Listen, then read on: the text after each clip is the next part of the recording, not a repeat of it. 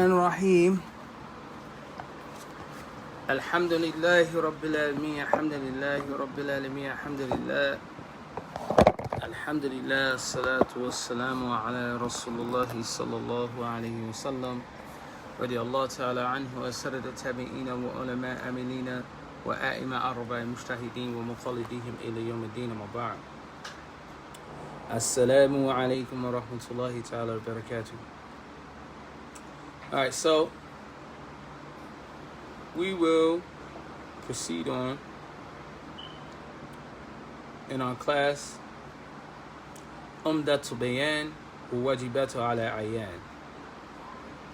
All right, the supporting explanation of what is individually an obligation upon everyone, and it's an individual's obligation, all right, which you're responsible for, meaning that, and oftentimes, a lot of times, we become Muslim, and some people, when they embrace Islam, they stay at that level. They don't learn anything else. They don't learn a lot about the Salat. And some Muslims, we actually promote that. Well, at least they got the Shahada. Yes. But however, we do know from numerous sources of the words of the Prophet ﷺ that even the person that has Shahada can enter into the fire. All right? They may not be sentenced and confined to the hellfire for eternity the same way that the disbelievers will be for their disbelief. However, you still will be confined to the hellfire. So there's certain things that you have to know and have to act on. Ignorance is not an excuse in Islam. You have an obligation, to learn. You have an obligation in order to learn. If you know you don't know a thing, then you have to learn it. Allah Ta'ala says in the Quran, فَأَسْلُ أَهْلِ ذِكْرِ إِن كُنْتُمْ لَا تَعْلَمُونَ. Ask the people of the reminder, أهل الذكر. Ask the people of the reminder if you don't know, right? So if you're lacking in certain areas, it's your obligation to go out and find out. Ignorance isn't an excuse. When you hold up on that, there is a statement called, says ignorance is bliss. You don't know, it's blissful. I understand, you think that will apply to Islam, but that doesn't apply to Islam. So ignorance is not, is not bliss. And you're at fault, and it makes it even worse. And if you're ignorant, right, and what we learn from Usul, all right, another science in the deen, is that even if a person happened to do an action that may be correct, however, they do it without any knowledge from the Sharia, it's still considered actions of ignorance. All right? It's still considered an act of ignorance. Although it may be the right thing that you've done, you just happen to luck up. But because you don't have its sources, have its trace and its roots back in the Sharia, it's still an act of ignorance. All right? So, like, for instance, there may be particular practices that we learn or inherited culturally, all right, that we may have learned from our family members. However, if you don't trace it or has its root, if it's not grounded in the Sharia, even though you've done it, it's still considered act of ignorance. It wouldn't be considered an act of Islam. You wouldn't call it, this is Islamic behavior or so on and so forth, right? And sometimes, and I don't know, for some reason, with us as Americans, Black Americans, we fight hard for a culture to drag in certain practices from a culture that doesn't necessarily benefit us, right? Like, for instance, I know, I mention this quite often, but this used to be a big battle back in the day about the whole concept, the whole thing about music, right? And listening to music and so on and so forth. Music, at its highest ranking in the Sharia, at its highest ranking, may be mubah, permissible in some cases. It has to be free from derogative and offensive language, right? The content, it has to match that for it to even be considered mubah. In some cases, it's considered makruh generally, right? And then in some cases, that is considered haram, right? However, in the case, if we were fighting for it in a manner in order to do something to promote Islam, for instance, if we were, rapping in order to promote Islam, like Sheikh Usman bin Fodio, Taqaddam-Allah bi rahmatihi, Ameen, he used to go in the marketplace and he used to recite, he used to write poems, right? And write, author his poems. And like one of the things about the Shaykh is that the books that are in Arabic, they were books that were considered for the students of knowledge and sciences. Those books that were written in the local language, they were written for the everyday people, right? So it's very common you'll find a book written in Fulbi and it was on Tawbah. Matter of fact, there was a book by the daughter of Sheikh Usman bin Fodio, Nana Ismail, that I've annotated, put commentary, footnotes and things like that to it. But the original text of the actual book was in their local language, the Fulbi language. So, but anyway, so that entire book is talking about obstacles that block you from getting to paradise, but it was written in their local language. So, if you were to argue with regards to that, and saying, because some people when they argue and they're saying, look, in general, we're not going to accept this. This is absolutely unacceptable, right? It's haram. We're not going to use it. However, they're calling people to Allah subhanahu wa ta'ala by using this as a means and a method. If you had people who were a bit more crafty, because you do see in the American diaspora, the black American diaspora, and the journey to Islam, a lot of the musicians were Muslim, and it influenced other people to become Muslim as well, right? And then as it integrated and kept going, some people would start incorporating Islamic terminology in some of their raps, Like now it's very common, no matter where you at, whether you in Philly, outside of Philly, it's not common, it's not strange no more to hear people say inshallah, all right? It's not strange no more to hear people say Allah, right? Now, that could also be due to limited understanding, because culturally, as people, as black Americans, a lot of our rewards or things that was awarded to us, they were all like little small symbolic nuances. They were things that were symbolic. Like, for instance, when Obama became president, people thought racism ended, right? And they're like, why? Because the only thing that I can see is black and white. You have to understand what white supremacy is. It's a system, and no matter who the representative is, whoever the representative is, white supremacy is a system that's set up so they can use a person that's Asian, they can use a person that's black, they can use a person that's Latino, whatever the case is, he can be the face. But to the beginner's eye, to the novice sight, to the beginner's sight, a person who doesn't have strong insight, when they see this, what happens with that person is they don't see the political system as being white supremacy or systemic white supremacy, but what more so they see is a white face or a black face or a Latino face or an Asian face and so on and so forth, right? That person doesn't have in-depth insight. Their insight is lacking, right?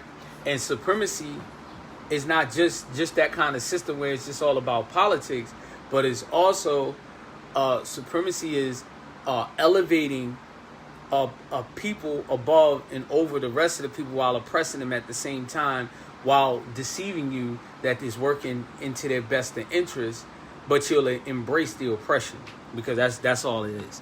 But anyway, so people use that so that they have the symbolism, and so a big thing for us, and this is why a lot of our elders, they can't move on from the holding on to the leftover remnants of the Nation of Islam and all the earlier pseudo-Islamic groups, is because of the fact that they be like, well, we wouldn't have known. People say that about NOI. We wouldn't have known about Islam had it not been for the Honorable Elijah Muhammad. This is all hogwash. It wouldn't have been popularized, maybe. I'll give you that much, maybe. But however, there were Muslims, in the Western lands. Our ancestors that came here were Muslims, right? We are descendants. Many of us are descendants of slaves, and our ancestors were Muslim, and that was part of what big contribution to me becoming Muslim, right? Because we were always trying to figure it out. A lot of people, are trying to figure it out to this day. What was our belief? What was our religion before slavery, and so on and so forth. So, that's a whole spiral. But not to deviate, if it was utilizing it, but it's free from offensive language and things of that nature, and it was utilized to call people to get the people's attention, right? The same way it did, when I was growing up, there used to be this group, Brand Nubian, right? I think on their third album, I think it was called In God We Trust. They used to have the Adhan. They had the Adhan playing, right? And as an intro of the intro for their album.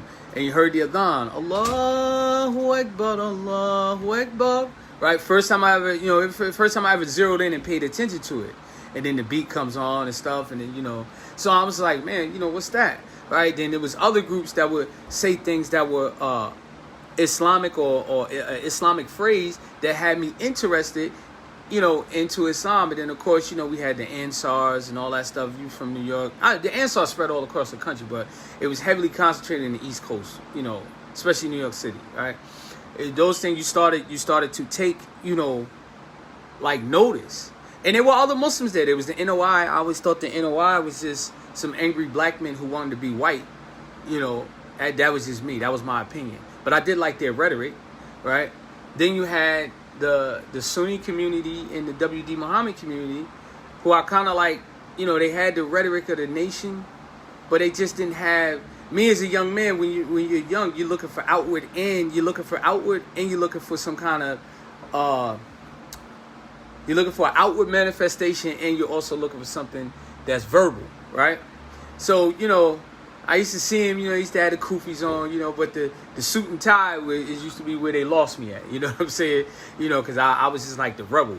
I was like anti everything. So, but anyway, make a long story short, to proceed on.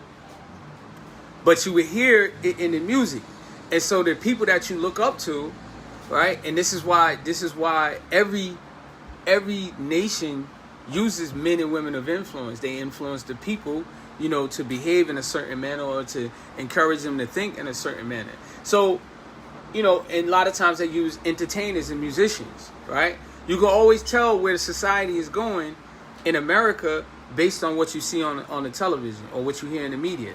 I knew America was going gay when they were starting to put more and more gay innuendos out back in the 90s. You knew they was going gay back then, right? They would always test the water, and then you had guys like RuPaul and people like that, and and people were getting all these people we looked up to getting caught with transgenders and stuff like that. LL Cool J and Eddie Murphy and all these guys. I knew it was going that route. You seen it coming, and so the agenda is usually pushed through music immediately. Now, in order to protect oneself, you're going to have to limit that, right? What does that have to do with everything? The music, we was talking about music and holding on to culture, but also this is also how they give dawah to you, right? And when the British were invading Nigeria in 1900, Qadi Mudi Abdul, he wrote this in his fatwa. Come on in, come sit down. He wrote this in his fatwa, in his fatwa, about what should we do, against the Ahlul Rome, the Romans, the white people. They're coming in, they're invading our lands. If we stay here, what's going to happen? Our women and children are going to love their way of life, right? And a lot of our problems that we're having as Muslims, especially family issues, is because we haven't totally pulled away from the love of having that non-Islamic lifestyle. no matter how, staunch you are, there's a little bit of love for European culture somewhere deep down in your DNA, right? And you'll see it. You'll start to see it. If you happen to do something that resembles that, without the intention, fine. But some of us deep down is just seeping through the bloodstream, and it can cause family problems. And a lot of our problems that we're having the same problem that the kuffar have, because we haven't internally in our heart separated ourselves. And so the fact that we haven't separated ourselves, a lot of us, when it comes to knowledge, right? Now I'm bringing it home, and then we're going to start our section. When it comes to knowledge, right? A lot of us think that knowledge is a bunch of information. This is why people are walking around confused, right? Everybody wants to study, even like, we know all four. There's four madhab, 4 schools of law. I don't take one, I take all 4. There's nothing wrong with following one path, right? We think like it's just like studying the Britannica encyclopedia, it's just a bunch of information. That's what people are doing. And with the nafs involved, the nafs is not trained, a Britannica encyclopedia, right? Not understanding, and this is where it gets, it gets tricky for some people. A person, it's impossible to follow all 4 madhabs. And I'll give you an example, the most common way that most people do, and then I'll move on to our lesson. The most common way that most people do when they want to put what I call like the Frankenstein fiqh, they put together, things from all different madhabs and stuff like that, is usually with marriage. Okay? When it comes to marriage, there's no problem when you're following a madhab and you, the faqih, the trained faqih, not the individual. That's also the other thing is, we have an extreme case of individualism because we don't know how to live together as a community anyway. So everything we do, we just want to do it on our own, and nobody can tell us nothing. We like a shogun. No, we ain't even a shogun. We are ronin. We just do whatever we want to do. But it's always when it comes to marriage. When it comes to marriage, and brothers use this, and they don't even follow Hanafi fiqh. They don't even follow any fiqh, right? Understand this, the ahkam, the rulings that are connected to each madhab, whether you agree with it or not, by means of you following a different school, it is not created just based off of this is what I think it is. Its sources has some source and connection back to the Sharia, right? And I tell you, we're gonna have a lecture dealing with following the schools of law. So it's not just like, you just do what you want to do, come up, follow it and I apply it myself. You may go to a masjid that may not follow that school, right? Let's say you Hanafi, you got one or two choices. You're like, listen, within the Hanafi school, the minimum in the Hanafi school is, with regards to a wakil, the woman that hasn't been married doesn't need one per se, right? However, in the other schools of fiqh, you ain't getting married without no wali. You ain't even getting married without wali in the Hanafi school, truthfully. Honestly. These are in the law books, but it's not something that's practiced. Let the sheikh who teaches you that, ask him, would he just let his daughter marry without his permission? I promise you he'll tell you no. Right? So anyway, a brother convinced the sister, you don't need a wakil. Right? In the Shafi school, you don't have to, you can defer the mahar, the dowry. Maliki school, you can't defer the mahar. You have to pay it up front. Right? You have to pay at the time of the nikah. The true Malikis, they on that. They like, look, this is what I got. That's why, asking for a $5,000 dowry, if you ain't got $5,000, sis, we're going to have to hit we're going to have to renegotiate. Right? You just got to be honest. Look, we're going to have to come back to the table again, or this thing is off. Right? Which puts also a strain on the society because, really the man offers the mahar. The woman don't request it. If she requests it, it's no problem, but the man is the one who usually offers the mahar. Right? So, but anywho, you can't give what you don't got. Right? Or the witnesses. With everyone else, the witnesses have to be present. Within the Malikiyah, the witnesses have to be informed. So, let's put together our own Frankenstein marriage. I get married by myself, just me and the sister. Find some sister, you convince her she don't need a wali. I can give you the dowry later, and no witnesses have to really be present, right? But we just have to inform everybody before we consummate. So guess what I just did? I just got married by myself, right? This, according to the consensus, it's haram. It's absolutely haram. You cannot do this, right? You can't mix and match, right? But however, that's what people are doing today. This isn't how you follow four schools. This is part of our culture, just having a lot of information. I've been through that transition at least over the last 3 decades of, where you thought you were the most knowledgeable because you know what color thobe Moses wore, right? Well, Musa alayhi salam, he had a white thobe on, and so on and so forth. We used to think that was knowledge, right?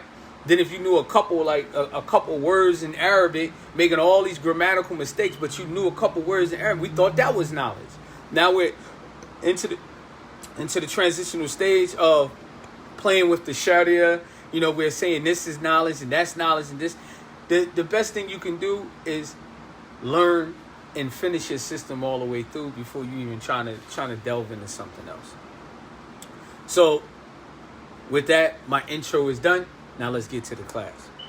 So last week, alhamdulillah, we discussed pure things and a couple principles in pure things, right?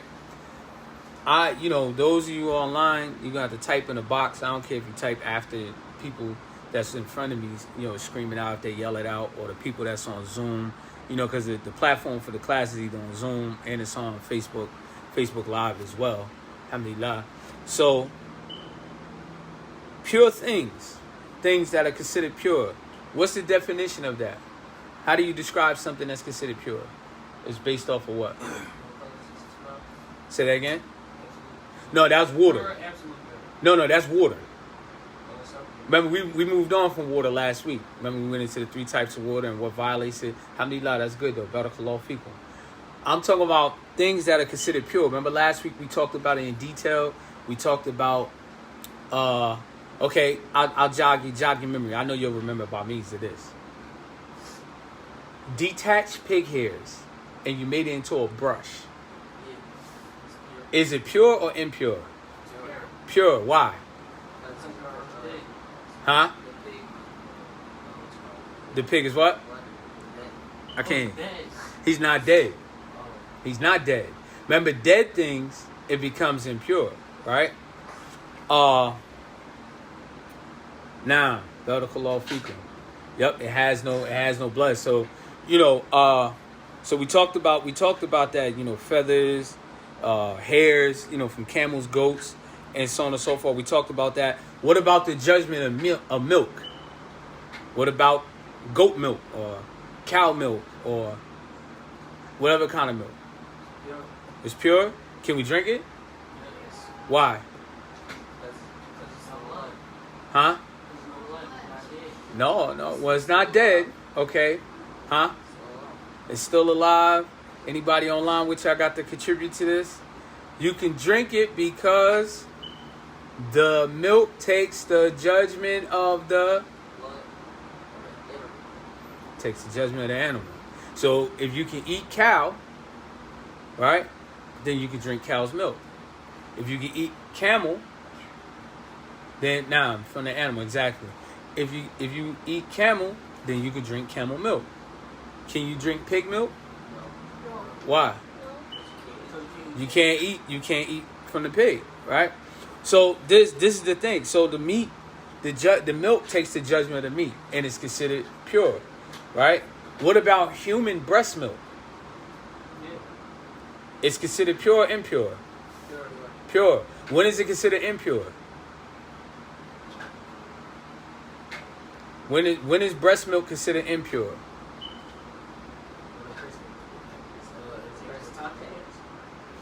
When a person's dead. Alhamdulillah, barakallahu feekum. It's considered impure.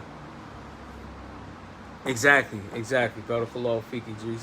Alhamdulillah, y'all sharp, boy. Y'all some sharp Malikis. I'm going to call on y'all when I need some help now. You know what I'm saying? But anyway, exactly. So if the human was dead, then the milk becomes impure. If intoxicants is in, right, if intoxicants is also in the milk as well.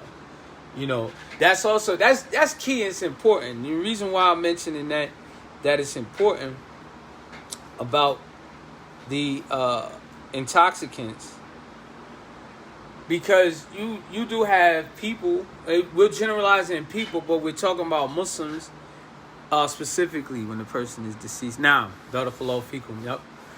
So, impurity.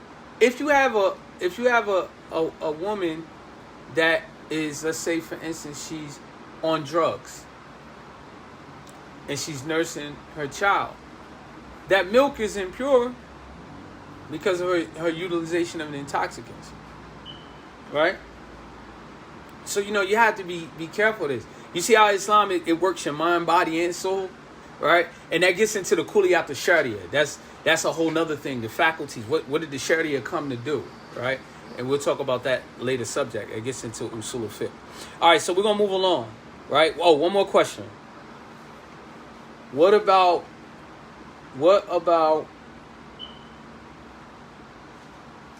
wine that has become vinegar? Is it pure or impure? I mean, it was wine at one time, and it became vinegar. Is it now pure or impure? Alhamdulillah, it's pure. Nah. It's acidified, it changes, fermented. And it's always a big discussion. At one point in time, I remember there was a whole discussion in the issue. Even us as a community. Yeah, the menses is it will put you in a state of hadith. It'll take a different hukum. Menses does put you in a state of impurity, but that's hadith, is ritual impurity. And we'll get into that when we get on that subject. But what we're talking about with regards to purity, you're talking about those things because you have to part of the conditions of prayer is tahara, right? So, and the menses, of course, is included part of tahara. But we didn't get to that part yet. Because before you get to the menses, we're going to talk about wudu and those things of that nature. So it'll lead up to that. But that's a good point. You see, it shows that the mind is working. You got the mind of a faqih. It's working, right? The mind is working. The wheels are spinning, right?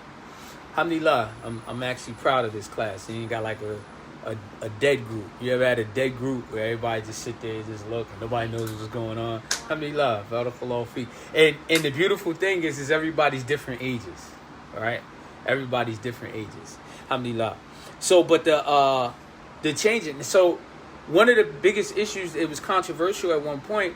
Nobody was drinking Coca-Cola, not Coca-Cola, Pepsi, because they said Pepsi contained 0.00, I think like 7 content of alcohol.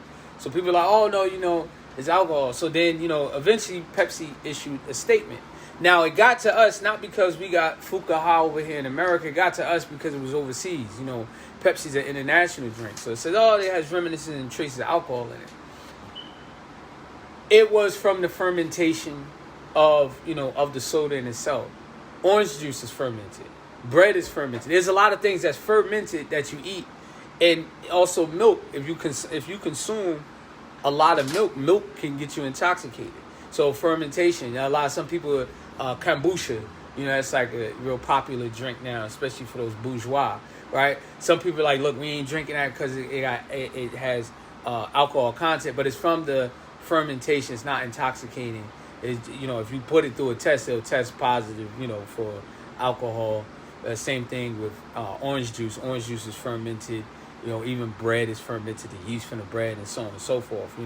Even at one point, people were trying to cook bread without yeast, right? It's kind of disastrous. I tasted that before. Somebody cooked some bread without yeast.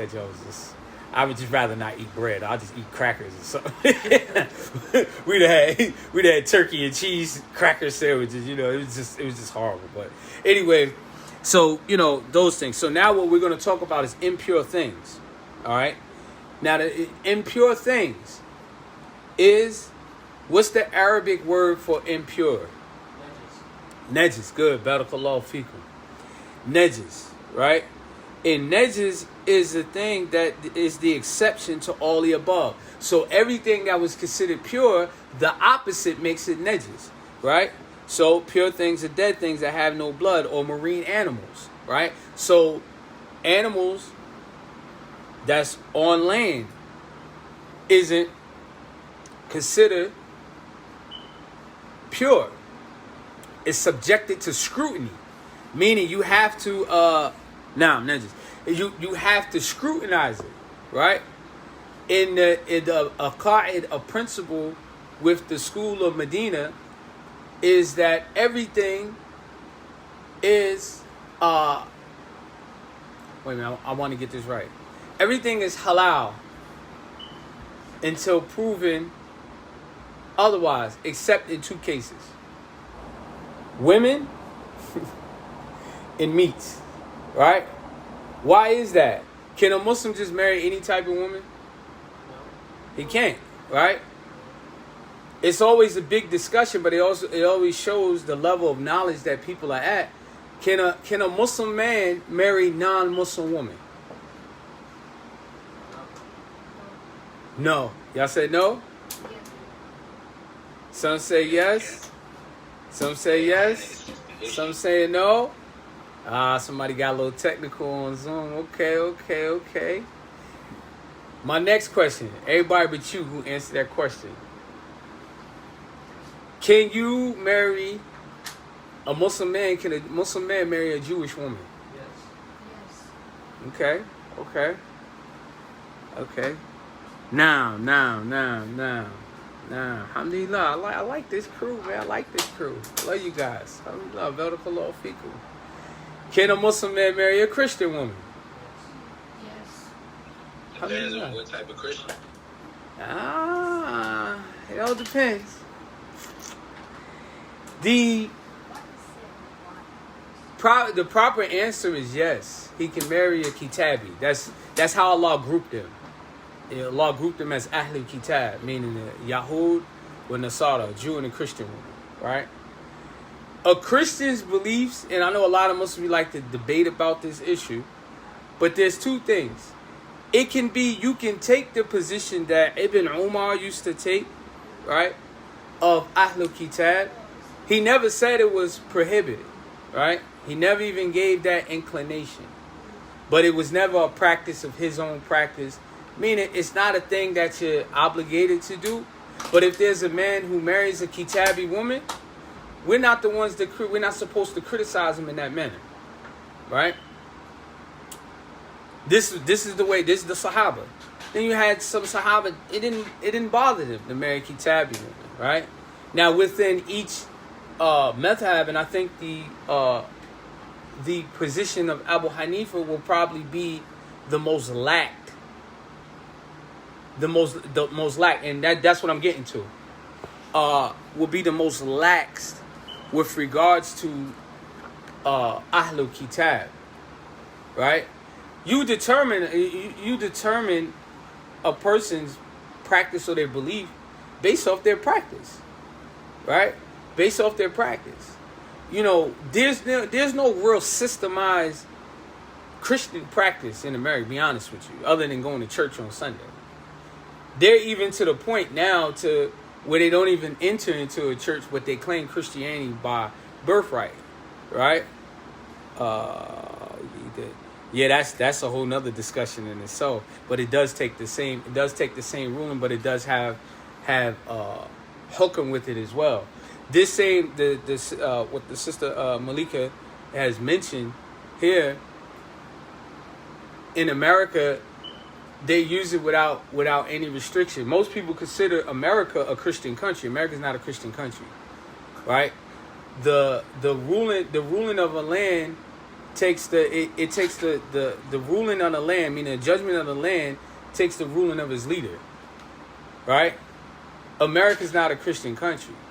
America is a secularist country, right? So meaning that it separates church and state, okay? Meaning that they don't allow the books, any of the books of religion, to govern their country. Doesn't take precedence. They don't totally rule it out when you're using it in law, but it's usually criminal law, and usually the lawyer throws it in there as a defense to lessen or decriminalize the charge, right? They'll say, oh no, it's part of their religious practice, like polygyny. Polygyny in America is actually legal under certain practices, right? It's legal under certain practices. One of the practices is that it has to be connected. It has to be connected to your religion. It has to be tied in. Because there was a case in Utah where, because you get locked up for bigamy if you was married to more than one woman in America. But however, in Utah, there was a case of Mormon, and Utah is like Mormon heaven. There was a case that was overturned federally, and the man didn't get charged for bigamy. However, and in understanding American law, you have federal law, and then you got the state commonwealth / whatever, whichever one, and the supreme federal law trumps state law. But anyway, this ain't even a law class. Let's talk about that on your spare time. But Ahlul Kitab, you can marry them with under certain, for some people under certain conditions. The one that is the most easily applied is the Hanafiya. Okay? They look, basically, she's born Christian, she acknowledges Christianity as her way of life, and then she's permissible. Or, Judaism, she's permissible. But if she's a 5%, if she's NOI, and I hear brothers be saying that, trying to joke, like, oh, I'm going to get me a nation sister. You can't do it. If you do it, it's an act of disobedience to Allah subhanahu wa ta'ala. You see what I'm saying? And remember, we talked about this last week. There's a certain adab and decorum that people of knowledge carries with them, right? You're not going to be out there. You shouldn't see you all over Facebook, criticizing, Muslim men who are married to. When I say non-Muslim women, of course, we're talking about kitabis. You should have a certain etiquette. You shouldn't criticize the brother and, I question a man's Islam if he's married to a Kafir woman. Because you'll be surprised, there were some very prominent Sahabas that were married to non-Muslim, to Kitabi women. You'll be surprised. But there's never a huge emphasis on men's, now, and I agree with that. Me personally, I acknowledge the fact that this is something that's a practice, but I'm a little more like Ibn Umar on it. That's just not my thing. It ain't my thing, And according to the madhab, the path you take, you're gonna take the rulings within that as well. You're gonna take that approach. So, but my case in point is that everything has a hukam. Huh? I ain't hear you. Absolutely not. Allah is clear on that in the Quran. There's no ambiguity with it. A Muslim woman cannot, under no circumstance.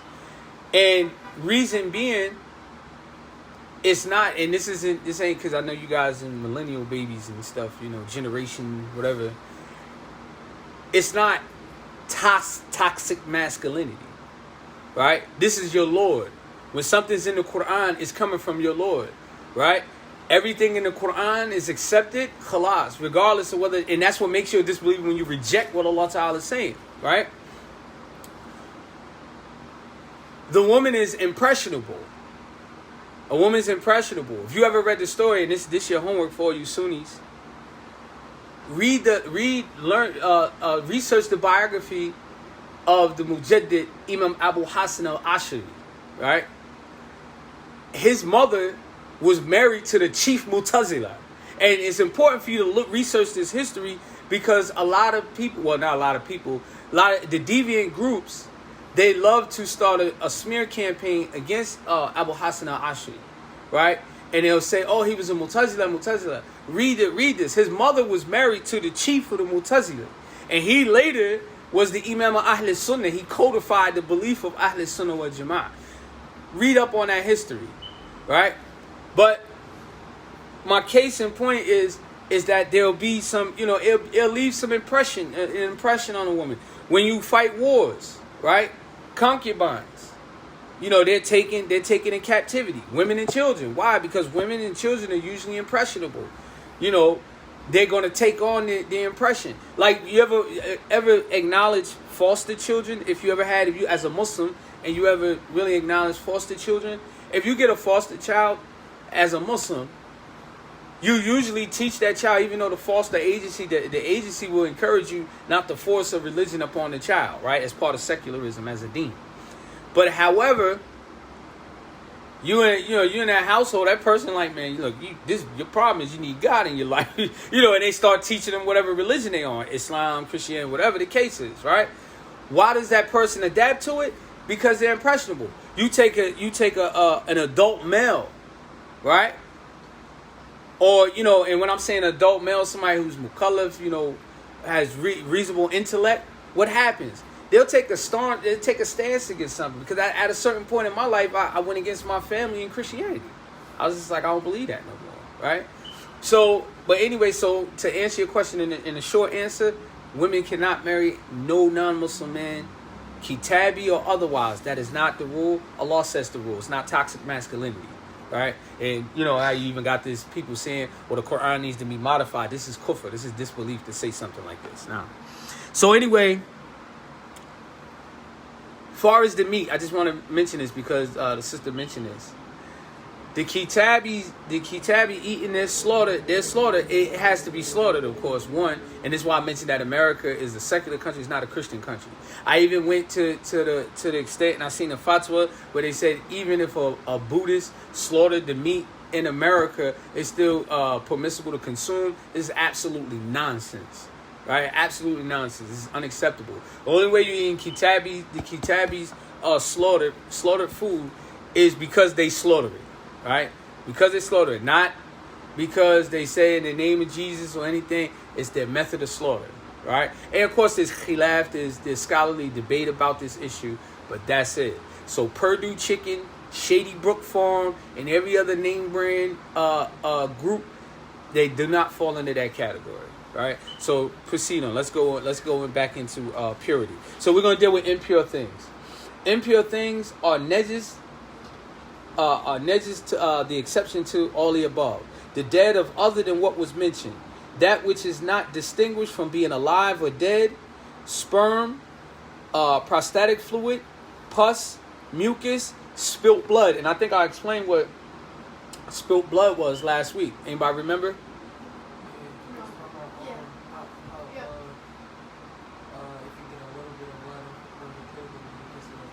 Well, not just getting a little bit of blood. The ruling changes. And of course, if it's spilt blood, the ruling changes to what? That it's impure, right? If it's not spilt blood, then it's considered pure. But what makes the distinguishing Barakallahu fikum, may Allah Ta'ala continue to bless you, Sidi Abdullah. What makes the distinguishing marker between spilt blood and non-spilt blood?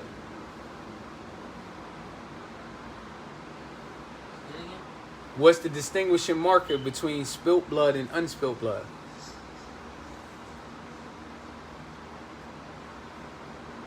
A wound? Say that again? A wound? Having a wound? Having a wound, if someone, the flesh is pierced, right? If you stab, shot, whatever the case is, that's blood. Something entered the flesh and made the blood come out. So that blood is considered impure, right? So that's what it's talking about with spilt blood. Black bile, right? Ashes and smoke of an impure thing. Now, I will mention this, and we learned this in the Mukhtasar Khalil. There's khilaf on this issue of the smoke of an impure thing, right?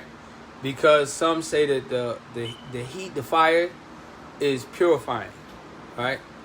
Is the ashes acceptable?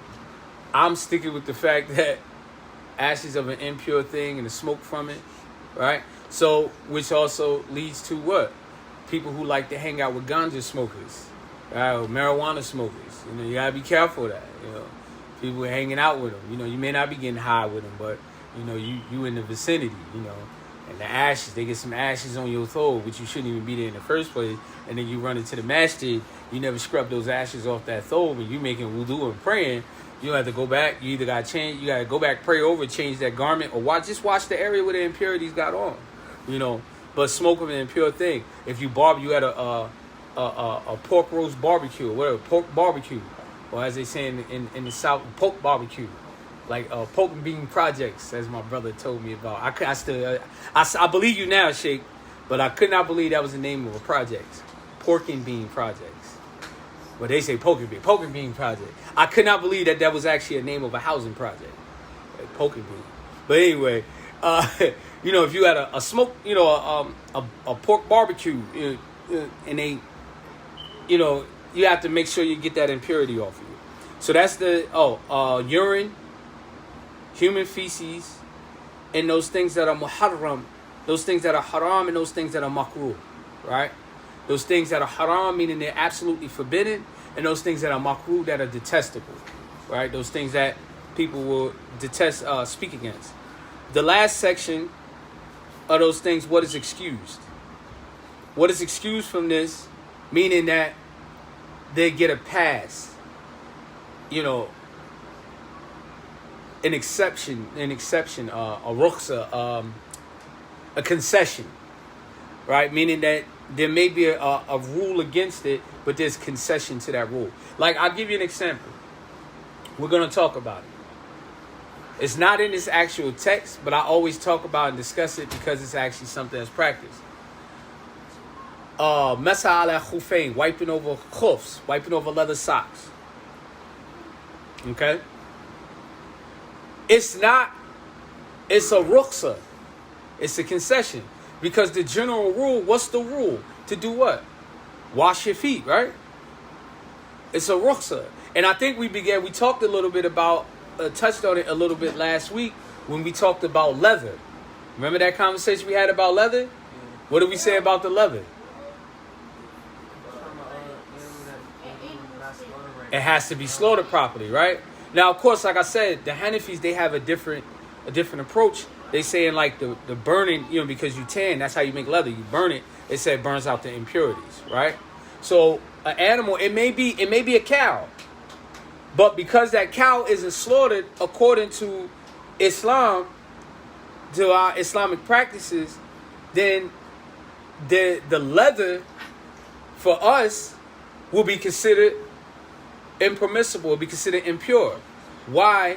Because if the animal isn't slaughtered, the meat of the animal takes the ruling of its slaughter, correct?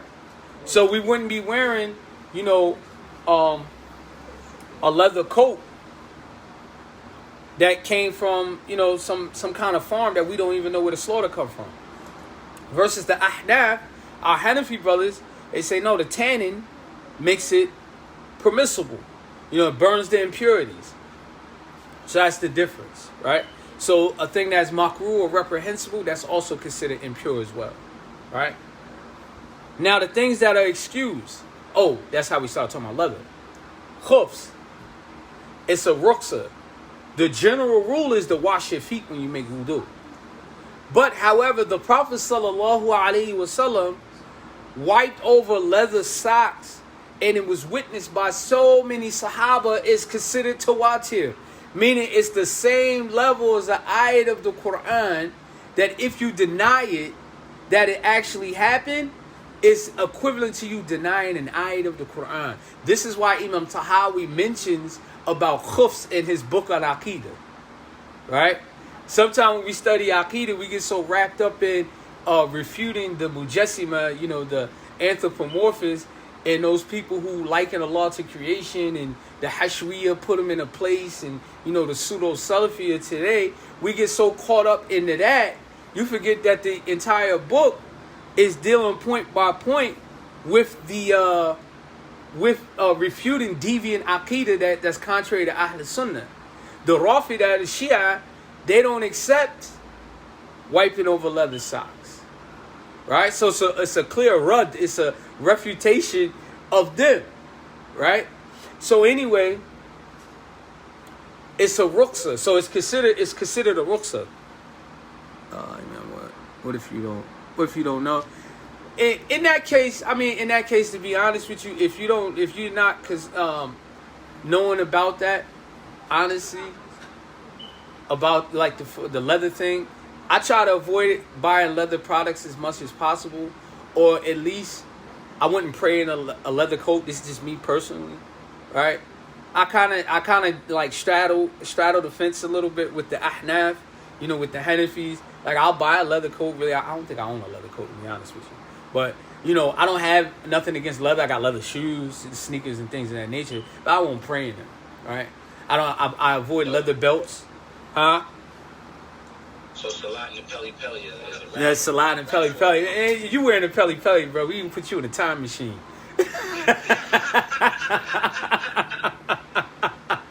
You time travel, you know what I mean? But no, but so basically, you avoid as much as possible because the thing is those kind of issues you want to try to avoid them and go with the thing that's strongest. But honestly, if you're praying with a leather belt and you don't know the choice, you pull a belt off to pray, your pants drop down. I mean, you're gonna have to roll with the ahnaf on that one. You're gonna have to go Hanafi on that one.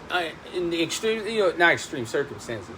But, as following as a practice of a rukhsah. So don't become to the point where nothing else matters. That's the difference with us.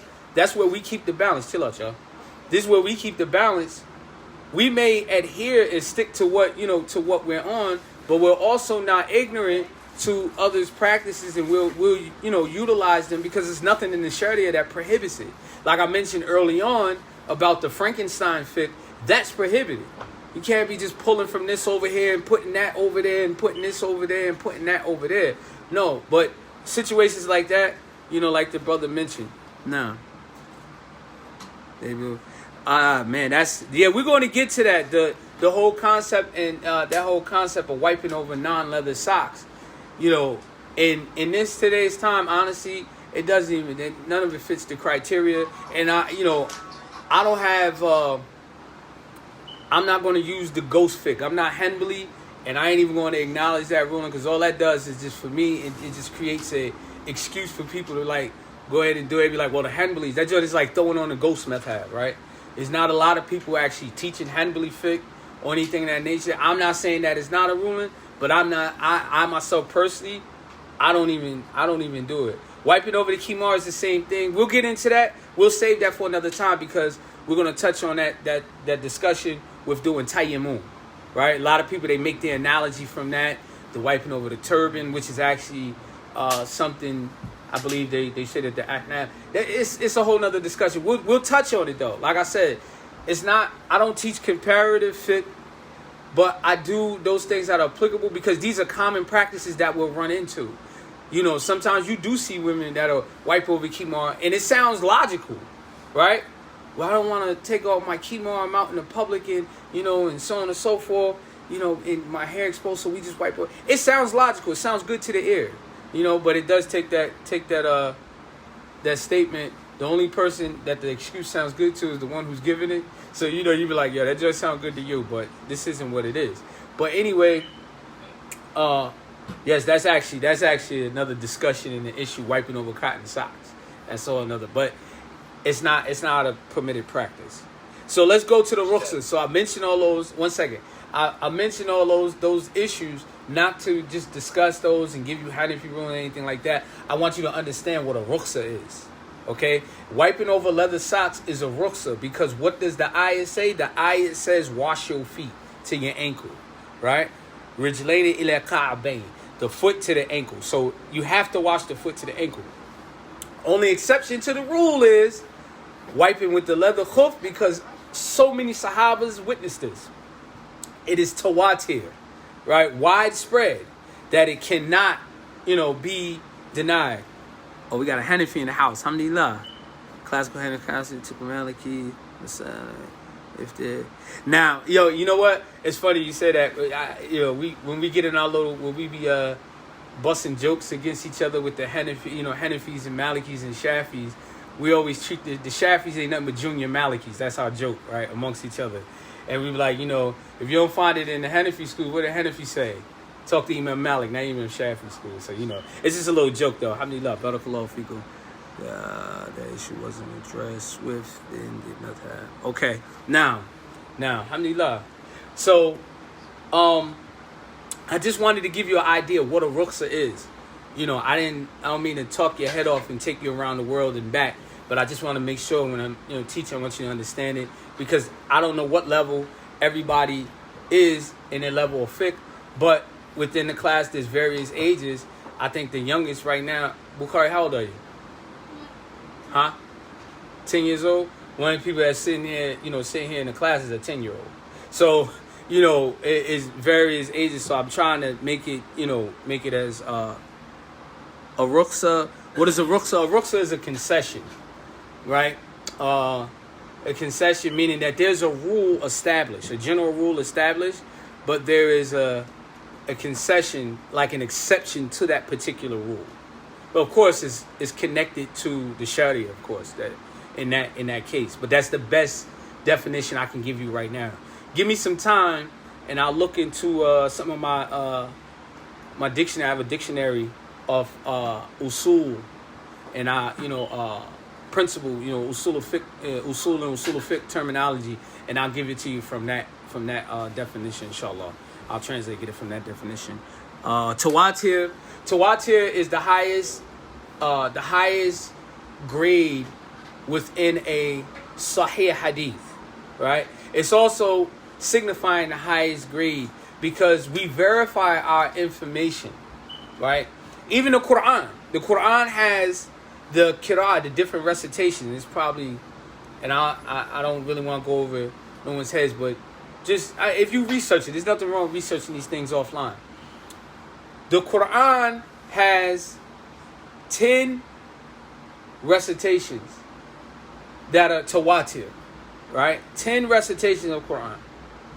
Okay, familiarity. Mostly everybody recites the qira'ah of Asim by the riwayah, by the narration of Hafs.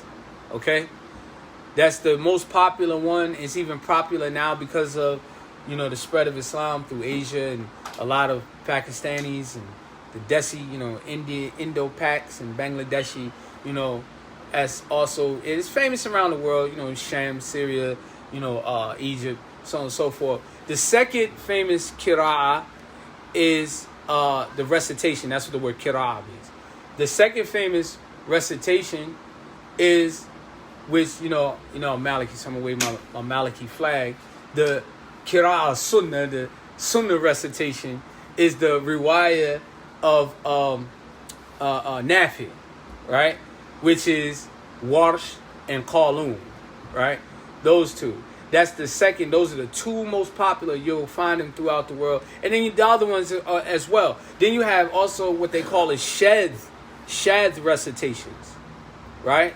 The shadh recitations, you have that where they're not authenticated as authentic as the other recitations. So tawatir is like the witness in the account for it is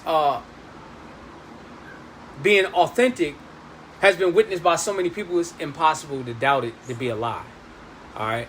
So, like for instance, I'll give you an example that's outside of using it in an Islamic context. Now, Hafs anu Asim. Now, the Islamic context, a non-Islamic context. Everybody that's online and sitting here with me, can we all attest to the fact that there's a country named China? We all attest to the fact there's a country named China. We may not have never been there, but how do you attest to the fact that there's a country named China? There's by word of mouth, right? Other people. There's people that have been there and they can all testify to it. They testify to the markings of that land and so on and so forth. That's what China is, right? That's a tawatir. That's a mutawatir narration. I don't know if that helped you, sister, but hopefully that clears it up for everybody, inshallah. If my guys in the chat room, if it's clear for you what tawatir is, inshallah, give me a little thumbs up or yes, why for yes, and so on and so forth. And so then, and now we'll hit the last thing so we can, all right, alhamdulillah, so we can clear, conclude class. Now, it's well known. Well, I don't even like using that in English, City Abdullah, because mashhur is famous. That's how you understand it. Even in hadith.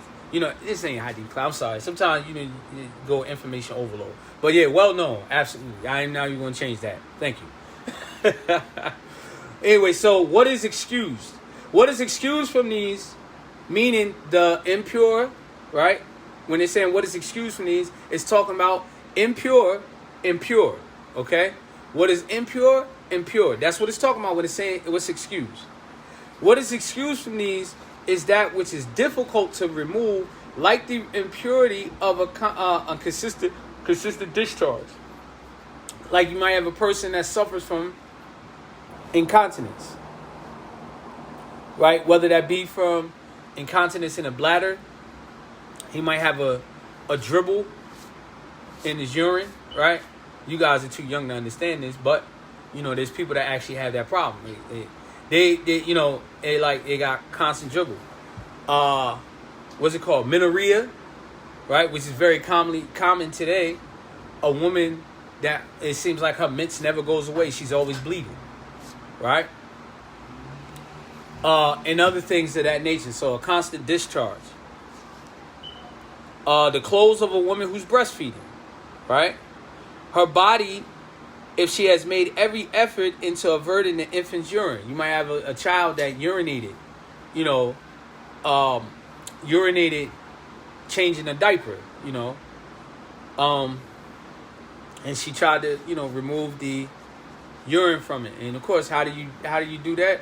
You don't have to throw it in the washing machine. A washing machine is acceptable. Change your clothes. You got another change of clothes? Fine. But if not, if you don't have a change of clothes and you're out on a journey and it's time for salat and the baby just urinated on your garment, how will you purify that garment in order for you to pray? What do?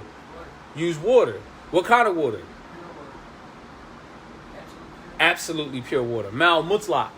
Absolutely pure water. You see? You have to use absolutely pure water. And you saturate wherever that area that the impurities touch and scrub it and scrub it and scrub it and scrub it until, you know, it's saturated through. And after that, khalas. Don't, and it's the Shaykh, he talks about this in the Ihya Sunnah. Don't let the waswas, the whispering of shaitan get you. Because shaitan do come at you like that. Right?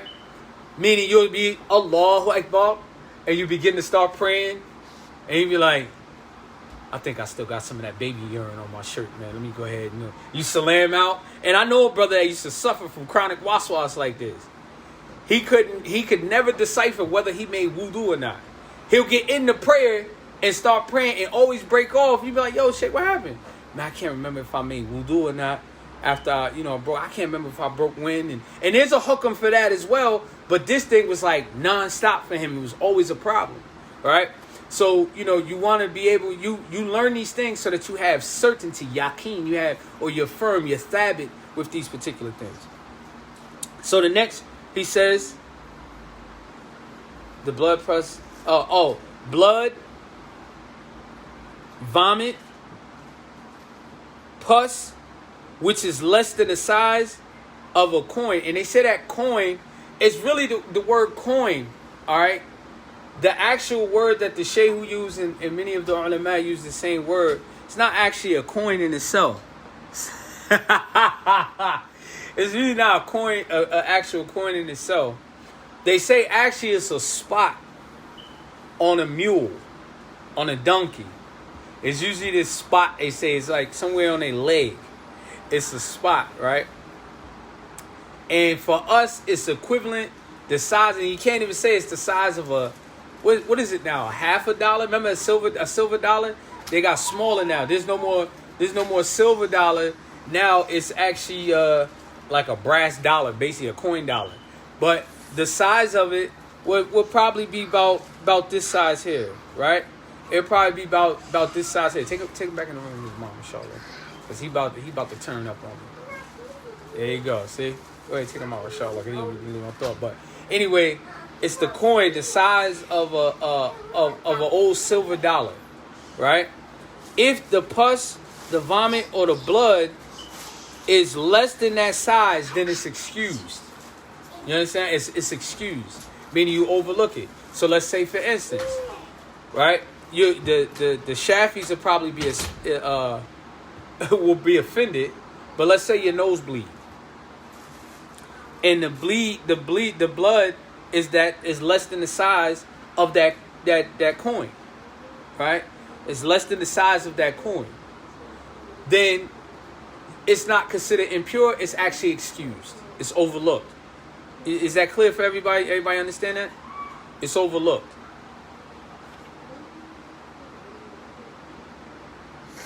The traces of a fly which landed on feces, right? meaning that fly. You know, most people get freaked out by that. You know, there's a hadith where Prophet ﷺ said, if a fly land on your food, push them all the way in, right? I know, we'll probably throw the whole plate out. Me, I call myself having a balance. I get the spoon and like get rid of that part that the fly was on, you know. You know, I kind of grew up poor when I was a kid, so sometimes we used to have mice at times, and the mice would nibble on the bread, you know. My family ain't have a whole lot of money, so we'll tear that part where the mice was on, chuck that joint, and eat the rest of the bread. So, you know, when you're saying a fly landing on your food and push it in, the sunnah is always greater. It's just, you know, but me, I just get rid of that portion, you know. Not saying that that's better than the sunnah. I just get rid of that portion. I don't want to touch that joint. So, you know, some people be like, "Oh my God, I can't do it." No. You know, the more the love, the greater your sacrifice in order to be like the Prophet sallallahu alaihi wasallam. So that fly that landed on human feces that touches that thing, the lower hem of the woman's garment, because for the woman, right? And this is always a discussion. In the Risala Ibn Abi Zayd, he gives a little more detail than some of the common books that you read about women and feet. Okay? A woman's foot cannot be exposed. Ibn Abi Zayd, in his Risala, he mentions that her foot has to be covered, but if the bottom of her foot is exposed, it doesn't invalidate the prayer. Right? Why is that? Why you say the bottom of the foot? The bottom of the foot you don't have no control over, truthfully. Because when you go into sajda and you bending them toes, your foot, the bottom of your foot is exposed. Right? Now, most common in common practices in today, most women put on socks or, you know, wear longer garments. Most garments drag. You have some women that, you know, for women, the Prophet ﷺ said is pure, then khalas, that's what it is, right? Well, for someone, they'd be like, well, you know, what about this, that, and the third? If you really feel that you stepped in something that's majority impurity, then of course you have to clean that bottom half of the garment. You know, clean that garment, you know, in that case. Sometimes during rain, if it got muddy, you good, right? Concrete, sometimes, I don't know, I always recommend sisters to use some water to wash that off, because, you know, in the concrete environment, the concrete jungles that we live in, sometimes, like, especially if you're walking over something wet, sometimes it could be, you know, somebody spilt beer or, you know, urine, whatever the case. I always recommend just, you know, pour water on it to, you know, purify it, you know. So anyway, so in the last part, said the lower hem of the woman's garment, which is extended in order to cover the body, and the traces of a sore which has not been cured yet, right? Meaning that you may have some kind of sore and it hasn't grown a scab over that. It hasn't, you know, cured, because part of the curing process with a sore is that it starts to develop a scab, right? So it starts to develop a scab. So this is all that we're going to cover today. Next week we'll start talking about istinja, istijmar, you know, and we'll have a little quick review. You know, listen to the class, the recordings, review your notes, you know, and I apologize for being lengthy, and I apologize for the time change. You know, inshallah, we should be back on track next week. Inshallah, if you have any comments or questions, you can direct them to me directly. Inshallah. I'm laughing at my grandson. I'm sorry, y'all. Inshallah, you direct them to me directly. Barakallahu feekum. I appreciate you all. May Allah Ta'ala reward you for sacrificing your time. Barakallahu feek. Assalamu alaikum wa rahmatullahi ta'ala wa barakatuh.